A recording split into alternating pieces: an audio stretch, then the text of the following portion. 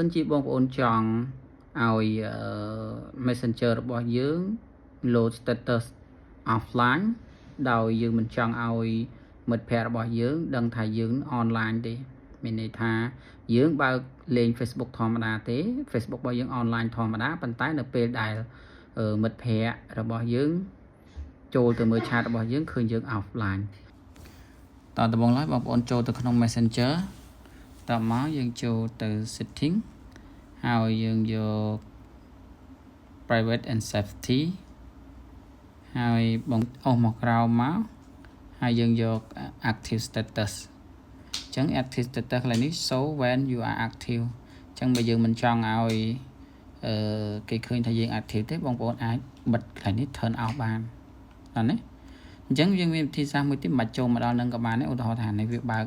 ទីទូទៅគឺយើង on automatic ឯងអញ្ចឹងយើងគ្រាន់តែចូលទៅក្នុង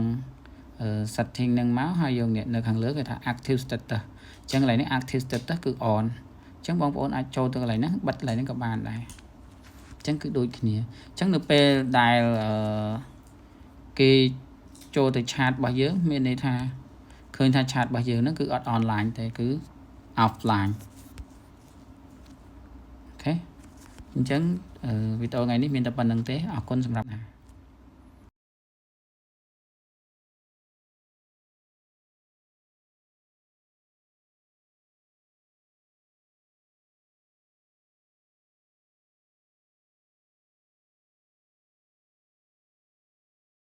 តាមដានទស្សនា